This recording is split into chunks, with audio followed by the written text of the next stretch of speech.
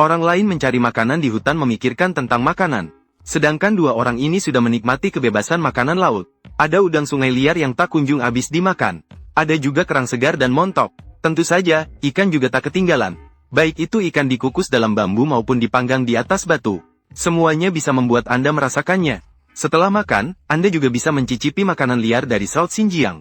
Dan juga buah-buahan lokal khas daerah ini. Satu kata, luar biasa. Secara tiba-tiba sebuah acara bertahan hidup di alam, berubah menjadi acara memasak. Dalam episode ini, koki dan pemburu datang ke Pulau Kalimantan di Kepulauan Melayu. Bagi penonton yang akrab dengan Bear Grylls dan Cody Lundin, Pulau Kalimantan bukanlah hal yang asing. Saat memproduksi episode pertama, Man vs Wild, dan episode keempat musim ke-7, Survivorman, Bear Grylls dan Cody Lundin sudah pernah bertahan hidup di tempat ini. Tempat ini dipenuhi dengan muara yang kaya. Oleh karena itu sumber daya hayati di sini sangat beragam dan kaya. Diirigasi oleh hujan musim. Di sini terdapat hutan bakau yang lebat dan rawa-rawa yang luas. Koki dan pemburu berada di rawa yang sempit, berlayar di aliran sungai. Dalam 7 hari mendatang, mereka harus bertahan hidup di padang gurun ini, saling bergantung satu sama lain. Karena air di depan terlalu rendah. Satu-satunya cara menuju ke depan adalah dengan menggunakan perahu kecil ini. Tidak jelas apakah ini disengaja oleh tim produksi atau karena kelalaian mereka. Perahu kecil ini bocor di tengah perjalanan. Tanpa pilihan, mereka harus mendarat di tepi sungai. Perasaan pertama setelah mendarat adalah panas. Karena vegetasi di sini sangat lebat, sempit dan tidak berangin. Koki sudah mulai merasa tidak nyaman. Beruntung ada sungai di sini. Untuk mengisi kehilangan cairan tubuh, tugas utama sekarang adalah mendirikan perkemahan. Karena sedang musim hujan, hujan bisa turun setiap saat. Agar tidak kebasahan seperti ayam rebus, mereka perlu segera mendirikan tenda mereka. Meskipun hanya pukul 10 pagi, suhu udara sudah mencapai lebih dari 30 derajat. Kedua orang itu setidaknya harus minum 3 liter air setiap hari. Tapi air sungai di daerah tropis kemungkinan besar mengandung bakteri dan parasit. Harus direbus dulu sebelum diminum.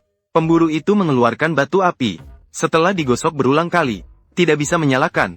Sepertinya daun palem ini tidak cocok digunakan sebagai bahan untuk menyulut api. Di lingkungan yang begitu panas dan lembab, kayu sudah membusuk sebelum mengering. Ingin menemukan bahan yang sesuai untuk digunakan sebagai bahan penyulut api masih sangat sulit. Dan membuat api di sini bukan untuk pemanasan, tetapi untuk mendidihkan air. Dan kali ini akhirnya menyala. Ini berarti tidak perlu minum air sungai yang kotor. Mereka berdua sibuk bekerja keras sepanjang hari. Mereka pikir akhirnya ada air minum.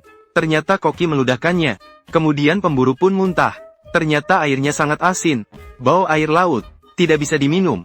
Pemburu menduga ini karena pasang air. Dia sedang menggali rempah-rempah. Lengkuas liar. Lengkuas memiliki efek medis. Dapat mengobati rasa mual. Ini adalah rempah-rempah yang bagus untuk memasak. Ketika sang pemburu kembali, Koki sengaja pergi memberitahunya tentang kabar baik itu. Tidak disangka yang didapat adalah berita sangat buruk. Pemburu memberitahu Koki bahwa dia kehilangan pancinya. Ini membuat sang Koki sedikit marah. Meski pemburu terus-menerus meminta maaf.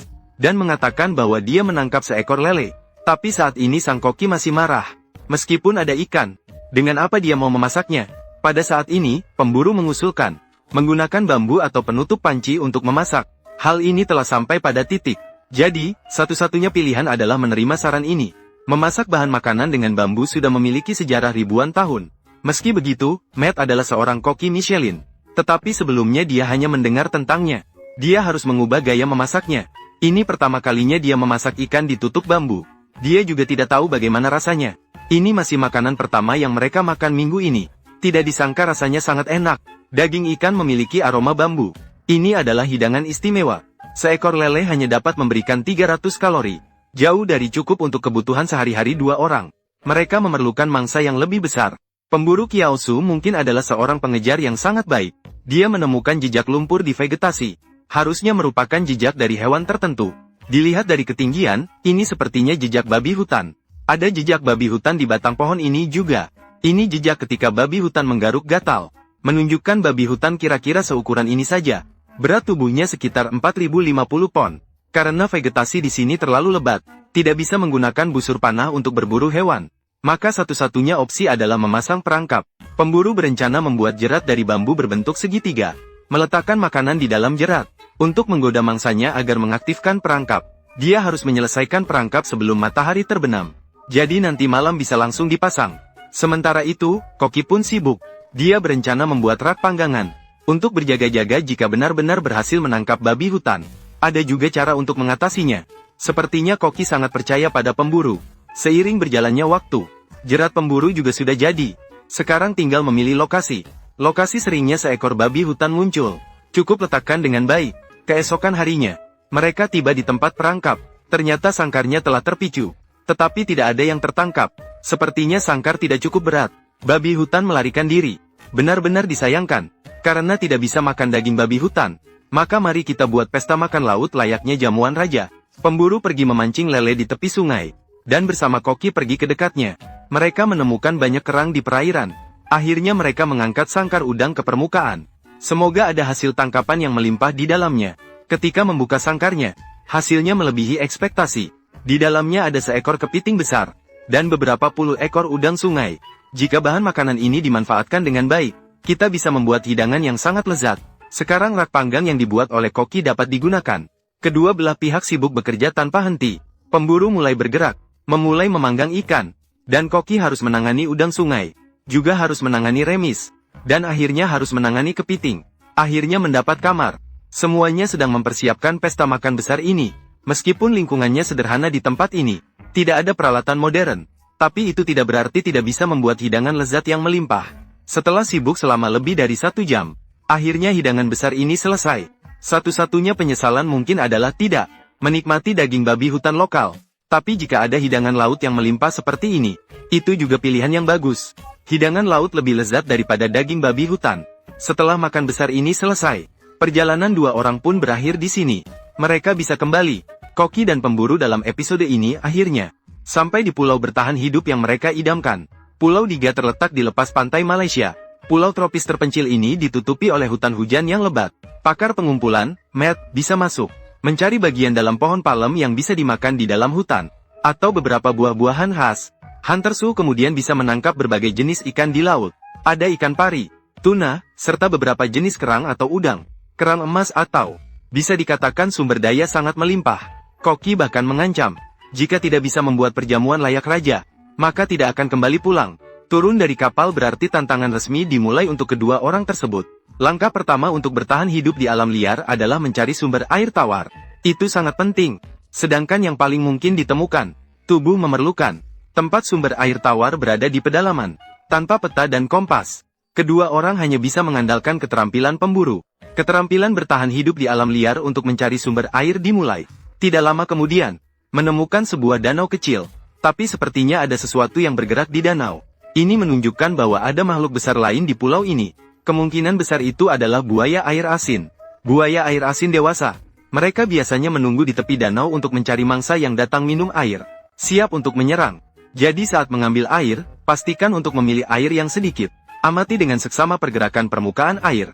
Pemburu itu minum sedikit, dan langsung memuntahkannya. Airnya terlalu asin. Sepertinya air laut telah masuk. Air di sini tidak bisa diminum. Harus mencari sumber air lain. Ini bukan awal yang bagus. Sedikit berbeda dari yang diharapkan. Dalam situasi seperti ini, jika tidak minum air selama 3 hari, keduanya bisa mati karena dehidrasi. Saat ini, Koki tersebut sudah merasa sangat haus. Dan kepala terasa pusing. Semua itu tanda-tanda kelelahan akibat panas. Tidak boleh dianggap enteng. Dia harus segera minum air. Pemburu itu memiliki pengalaman bertahan hidup di alam liar selama 15 tahun. Dia tahu di mana mencari air dalam keadaan darurat. Ini adalah tanaman menjalar. Di dalamnya terdapat sedikit air. Meskipun jumlahnya tidak banyak, tetapi dapat diminum dengan aman. Di saat-saat kritis, ini bisa menyelamatkan nyawa seseorang. Setelah mengisi kembali air, kedua orang itu melanjutkan perjalanan mencari sumber air. Kedua orang pergi ke hutan belantara. Mereka hampir berjalan 2 kilometer. Akhirnya mereka menemukan sumber air. Meskipun terlihat airnya agak keruh, namun ini adalah sumber air tawar. Cukup direbus, maka bisa diminum dengan aman. Setelah menyelesaikan masalah air minum, mereka juga akan mulai mencari makanan. Di sepanjang pantai terdapat kepiting kelapa, tapi ukurannya tidak terlalu besar. Tidak tahu seberapa banyak daging di dalamnya. Dalam waktu singkat, mereka mengumpulkan keranjang penuh. Sepertinya cukup untuk makan. Sementara Koki memasak kepiting kelapa, pemburu bersiap-siap membuat santan kelapa. Santan kelapa adalah bahan makanan tradisional Asia Tenggara. Sangat disukai oleh penduduk setempat. Koki berencana untuk memasak santan kelapa dan kepiting kelapa bersama-sama di dalam panci. Membuat sup kelapa kepiting. Setengah jam kemudian, Dua orang dapat menikmati hidangan ini. Kami mengira ini makanan lezat langka. Ternyata si pemburu langsung muntah. Ternyata kepiting ini pemakan bangkai. Mereka makan buah atau ikan yang membusuk. Bahkan hidup dari kotoran. Karena koki tidak membersihkan ususnya. Sehingga rasanya pahit. Sangat menjijikan. Sulit ditelan. Sepertinya akan lapar lagi hari ini. Tak disangka Chef Michelin juga bisa gagal. Hanya bertahan dengan sedikit kelapa selama 2 hari. Waktunya sudah hari ketiga. Kekosongan makanan mendorong si pemburu untuk memikirkan opsi lain. Dia melihat ke pulau lain. Merasa tidak boleh tinggal di sini lagi. Berdasarkan pengalaman si pemburu. Di depan, air laut yang lebih gelap. Pasti ada sumber daya yang melimpah. Dia merasa mereka harus membuat rakit. Rakit berlayar ke pulau seberang. Saat itu, Koki hanya bisa percaya pada penilaian pemburu. Mereka berdua mengumpulkan bahan untuk membuat rakit. Baik itu tas kulit ular maupun jaring ikan. Asalkan bisa digunakan. Mereka tidak melewatkan apapun. Setelah 4 jam bekerja, setelah mengikat beberapa puluh meter batang bambu, rakit mulai terbentuk. Namun saat ini risiko berlayar sangat besar. Mereka berencana berlayar esok hari. Keesokan harinya, mereka berdua berlayar dengan rakit menuju tanah makanan. Setelah perjalanan susah payah setengah hari, akhirnya mereka tiba di pulau. Namun hal ini membuat mereka terkejut. Sebuah pulau terpencil. Inilah pulau terpencil. Tidak ada apa-apa. Ini berarti mereka tidak bisa berkemah di sini. Tapi bagaimanapun juga, mereka harus tenang. Pemburu berencana untuk pergi memancing. Dia membuat slingshot Hawaii. Dengan harapan dapat membantu dia menangkap ikan. Wilayah muara pasir melindungi karang dari abrasi air laut. Oleh karena itu, sedimen di sini lebih sedikit. Kualitas air lebih jernih. Jumlah ikan juga lebih banyak. Target pemburu adalah ikan kerapu. Ikan ini sering ditemukan di daerah karang di sini. Dan sangat mudah ditangkap. Cho Sin Fang menunggu kesempatan yang tepat. Dia menusuk dengan lembing ikan. Akhirnya dia berhasil mendapatkan sesuatu.